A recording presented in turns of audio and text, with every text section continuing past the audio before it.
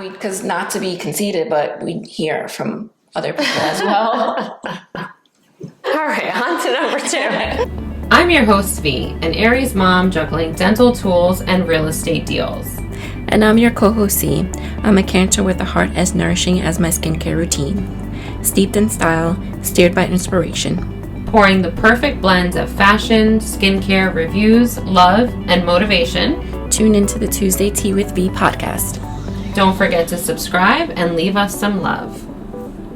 All right, so what is today's topic? It is the impact of love languages. I did hear about it years ago because I remember the first time I was given that book, I was like not even 20 years old, and I was given the book is it Gary Chapman? Yes. That book I was given when I was like almost 20. And I was like, what the hell is this? Yeah. But I did read it. I didn't read it at that time, but a couple years later, I remember reading it. And then I was given the same book again, like, more so recently, and I had already read it. So, and I didn't even know what love languages were until I was out with somebody and they asked me, oh, what is your love language? I'm just looking at him like, what do you mean? And then he told me what the 5 of them were. And then I was like, oh, okay. Then I was like, oh, I guess mine is this one. But ever since then, I'm like, oh, now it makes sense to know what your love language is. Yeah, because in the world, like anywhere you go, no matter where you are in the world, as a human being, everyone desires connection and love. Like that is one thing we all desire and yearn for. From a child to a grown adult to, your last breath. Like that's one thing you want in life is like connection and love and to feel loved and to be able to love, right? So that's like a universal emotion, I think, for all of us. So I think it was a pretty cool thing to learn about because in order to fully, because you might need to be in a relationship or what have you and feel like, oh my gosh, I'm doing everything for this person. Mm-hmm. And I feel like they're not receiving this love or they keep telling me like they don't feel like they're loved. I don't know what more to give them. And that's why it's so important. I think first off, it's most important for us to know what your love language is. So know what your own love language is. And see, for me, I feel like I have a little bit more than one, but they say you always have to have one primary love language. And then when you're in a relationship, you have to really understand and know what their love language is. Because you have to know both for your love language and their love language. And it's so funny that you say that. I feel that everyone has a little bit of each love language. It's just that what's the most important? But there's one that's more than the others. The reason why I'm saying this is because I had took one of those love language tests and it breaks it down and tells you which one is more your predominant one. Mm-hmm. And then how much of a percentage is for the rest of them that is in you. So I found that very interesting because like I said, love language, just the whole knowing what it was is really new for me. Maybe I would say in the past 5 years.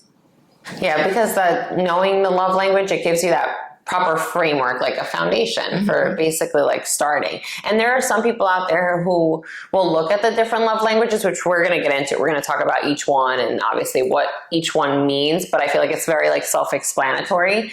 But some people are like, you know what, I really don't know specifically, or they feel like they're all of them, which it's not. Like she said, you can have a little bit of each one, but there should always be one primary love language that gives you that most, fills up your tank. We all have a tank that needs to be filled when we're in a relationship with a partner. And at times, even I remember reading something and it was saying that our love tanks when you're in a relationship should be filled weekly. So you should constantly be showing your partner, whatever their love language is, you should constantly be showing them and filling their tank by giving them their love language every week. Mm-hmm. And when the tank runs low, it could take a long time to get that tank full again to where it needs to be, but it can be there because it's a commitment, to love someone. It's a choice, it's a commitment, and you have to work at it. But they do say too, if you don't know what your love language is, you should probably do some soul searching, like even back to your childhood. Like, what were things that made you feel loved as a child? What were things your parents did for you to show you love as a child?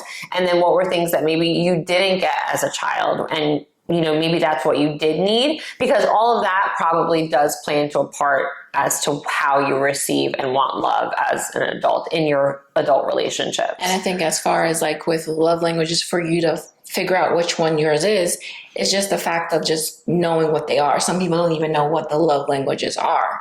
So for you to know which one is you have to just, take some time and just research it. And I think you'll know it'll stand out to you, the one that resonates with you the most, to figure out which, love language is your primary love language. And love languages are basically just how people interpret and express love. So the way that they interpret it, the way that they express it, the way that they receive it, that's basically what that means for people that are like new to the whole love language thing. Because maybe people don't know about it, but it really helps. I think like even in therapy, like couples therapy and stuff, they really harp on that, because if that's what's going to help your partner feel loved and feel appreciated and valued, obviously that's what you want to give them. And it shouldn't be anything like outrageous. And then with Chapman, that's what he did. He noticed that with the couples that he was counseling, that they were, that the way that they were showing, they were misunderstanding each other. So that's the reason why he decided to go about making this book, to kind of like break it down and help people to understand each other's love languages so they can have more successful relationships.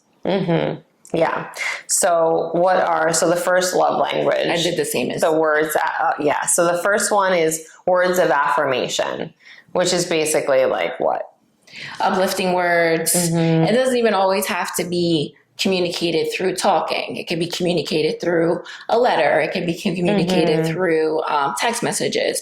And people that, when that's their love language, they like, to hear compliments and things that make them, you just make them feel better when it comes to, pointing out certain things that you appreciate in them.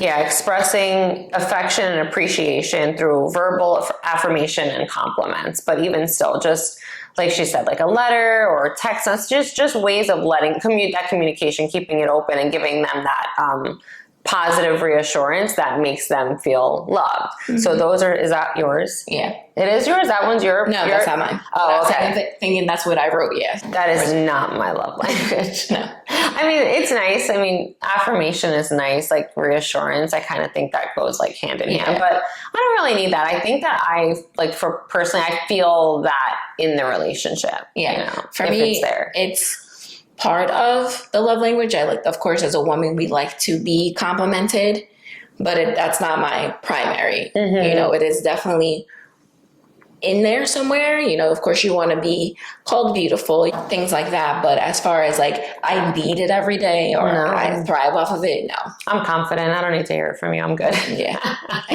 We hear it, because not to be conceited, but we hear from other people as well. All right, on to number 2. It is acts of service. So acts of service is demonstrating love through helpful actions and gestures that alleviate burdens, which is a huge one for me. For me, it was really hard between 2. So I'm going to say that this is my love language. Okay. 2 is acts of service is mine, but it was tough between this one and the next one. Because I was like, you know why? So I want, doing some soul searching and looking into like me and myself. One of the biggest ways I love to show people, or one of the things I love to do for people, is I always love getting them things, taking them on experiences, doing things for them, like buying them things like that, like thoughtful things, like putting a lot of thought into little things. And I realized that I enjoy doing that so much for people. It's because that's my love language, to receive. So, in the book, they kind of talk about you give people love the way you like to receive love, thinking but that's not their love that they're going to give it back. That's kind of like jumping ahead. Yeah. thinking that they're going to give it to you. You look at people like you think people are going to love you the way that you love. And because you know what it means to you. So it's like, okay. Why aren't you doing that for me? Yeah, I'm doing it for you. When it's like, well, that's yours, but it's not mine. But acts of service is a huge one for me. I think because just any little thing that you're going to do for me that's going to help take like the stress off of my plate is just like means the world to me, because I'm often like so overwhelmed and feel like there's so much going on that like I really, really appreciate the people in my life that are like, I'm here to help you. What can I do?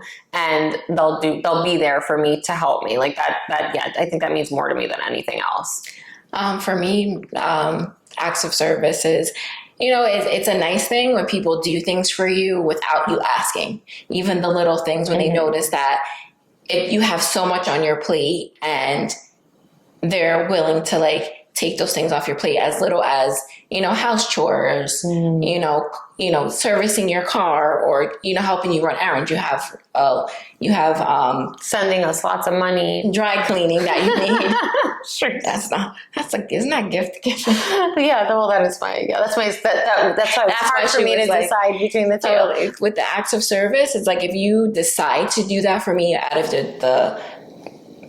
of from your own heart, then that's, but it's not something that I look for. Yeah. Okay, so that's not your love language. That's not my love language. Okay. See, and then, and she pointed out something too that's like very true for me, and maybe this isn't for everyone, but I don't want to have to ask. Like, I mean, obviously, if it's something that people can't read your mind, so if it's like, hey, would you mind doing this for me, or grabbing that for me, or whatever the case is, obviously you have to use your words to like let someone know, but I do really more so appreciate people that just do. Like, they know you need something, they know you need help with and they something, can see you struggling, and they just let you struggle. Is like that really means a lot. Like, that speaks volumes to me personally, because that acts of service is my love language.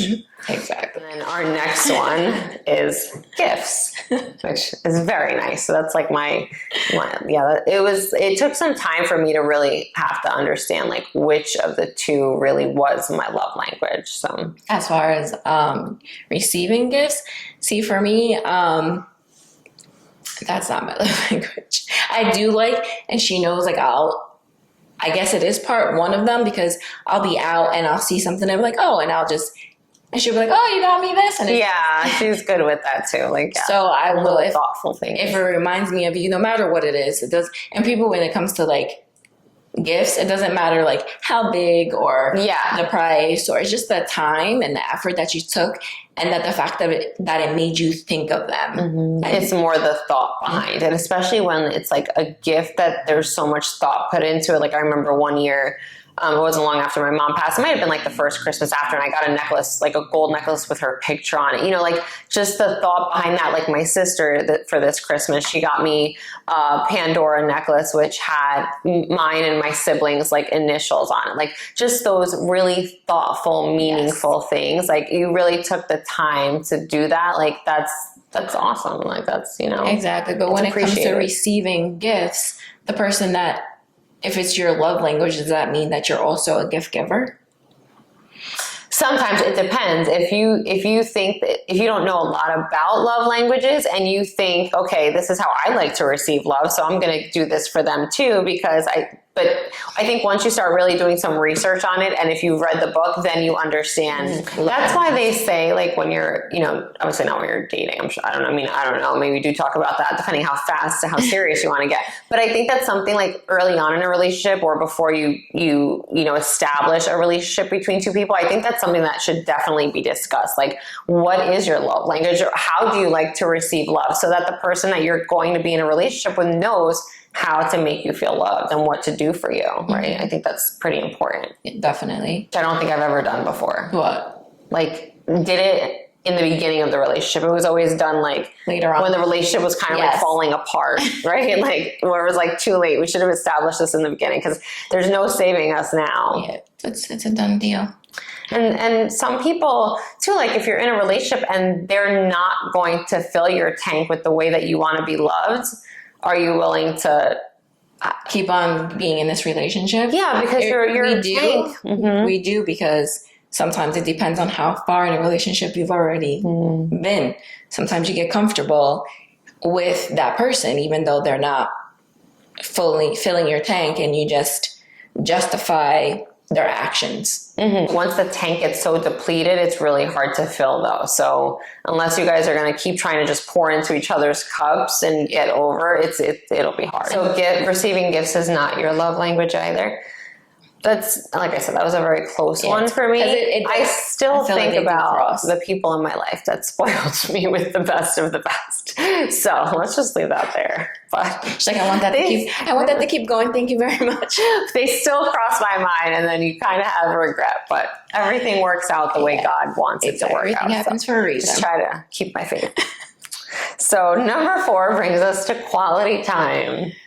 Quality time, I feel, is like your full presence, like you're giving the person your undivided attention. And a lot of people that think of quality time, it's not quantity time. It's not as much time that you spend with that person. It's the quality of the time that you spend with that person. And it's, you make that time that you do have for them special, and you put meaning behind, spending time with them, going out to the, just going out to the movies, and just making every time that you spend with them special.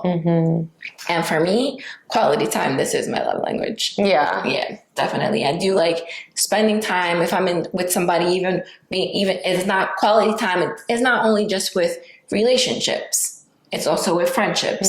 So it just makes me feel good when I get to spend time with people that I do really care for. So like fills your cup when you feel like you got that time with someone. Definitely. And it's also too like shared experiences. So not just time, but like having experiences together, like doing things, having new experiences like together, like those are part of like that quality time. The quality too. of the time. So yeah, definitely. This is definitely my love language. And some people think of quality time, oh, she wants to take up all my time. No, it's not. It's like I said, it's not quantity. It's quality. It's how special you make the time that you do spend with that person. You go out and you make it memorable. And the last one is physical touch. Don't touch me. I'm just kidding. Not too much. Physical touch. I mean, of course, like who doesn't want to be touched and given affection and cuddling and kissing? But that's not something that I need all the time. Like I'm very much a person where like I like my space. Like I have to be welcoming it for you to like be all up on me. So just, that's probably like way down on my list. It's not. It's probably second for me. Really?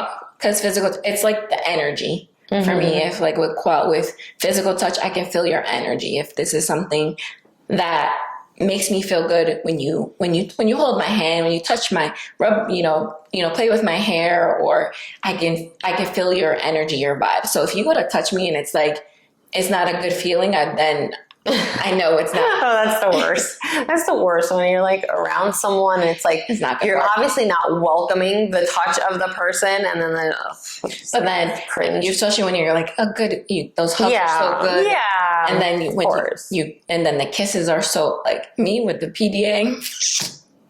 Let's do it.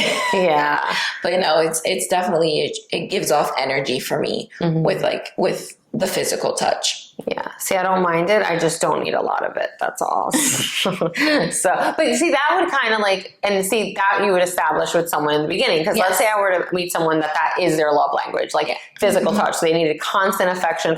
That's never going to work, because that you kind of need both people to like be on board with that. So see, I can be down with it. Yeah, no, you just don't touch me too much. Yeah. So we do know our love languages. We know what they are, and we know what we would want from someone, and pretty open to like talking to someone and asking them about what their love language is. Yes, right. Definitely. Like that's not. Yeah. And sometimes you do have to have. Sometimes you can observe, but also you do need to have that conversation, because sometimes it's confusing on what their love language really is. So it is good to have that conversation to see if you did get it right. Sometimes you can kind of tell, like, especially a person that is touchy-feely, you can be like, okay, that's their love language. They like, but sometimes you can't really tell fully. Yeah. Do you think there's a lot of people out there that don't know what their love language is? don't really like care, but don't realize how important it is. I think there's people out there that have a love language, yes, definitely, but no, they don't know. No, exactly. yeah, I think everyone has a Yes, love but a lot of language, people for don't know sure. what their love language is. They just go through life just doing what they do. And I think that's why it's so important to understand it. And if you don't, like I said, go back to like childhood, you know, like when you look at your childhood, do you think it intertwines at all with what you like to, like the ways you like to feel loved now as an adult? Definitely. Yeah, definitely. I think so too. Have you ever sat there and thought about like what your daughter's love language is?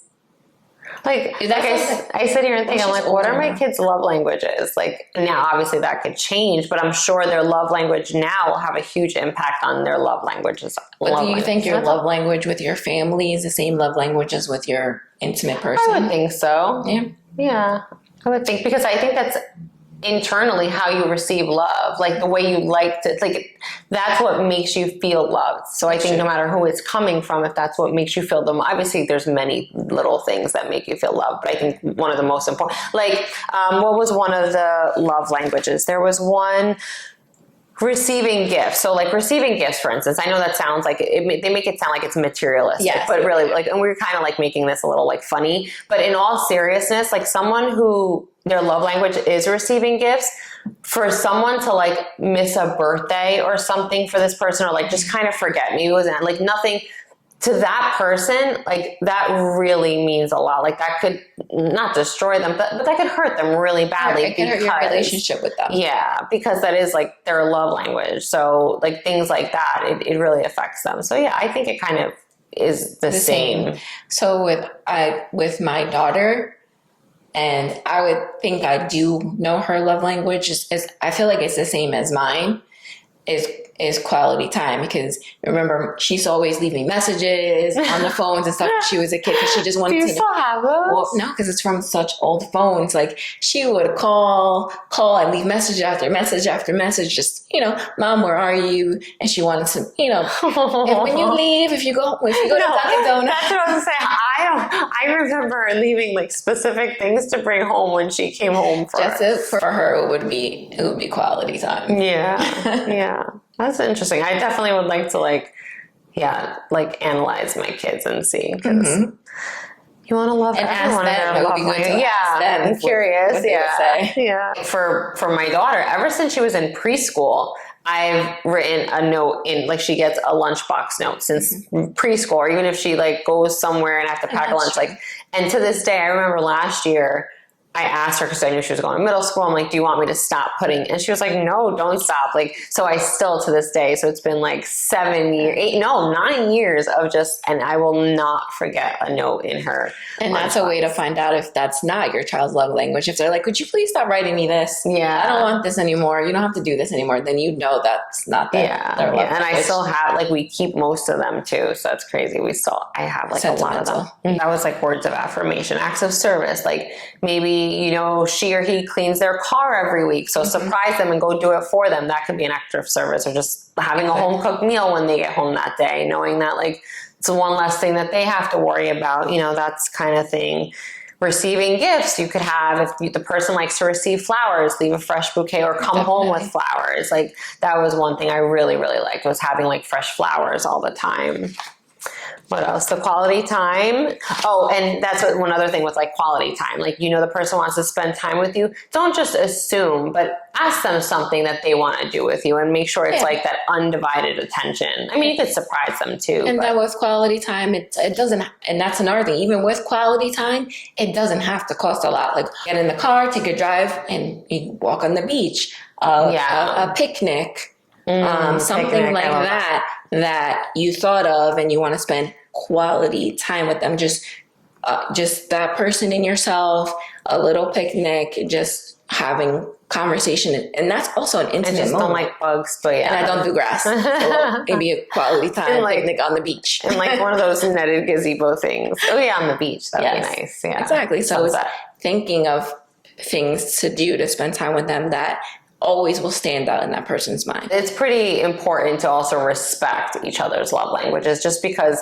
it's different from yours. You have to, like I was saying before, if someone's is physical touch, Yes. I don't know if I would really pursue wanna that go for- relationship. Yeah, That's another thing I was going to say. You have to really know if that's something that you're able to do for that person yeah. as far as their love language, and you have to make a decision and be respectful to see if this is something that you want to invest your time in or not. Because you want everyone to be loved the way that they want to be loved and the way that they deserve to be loved. So Exactly, I agree. let someone else do that for them.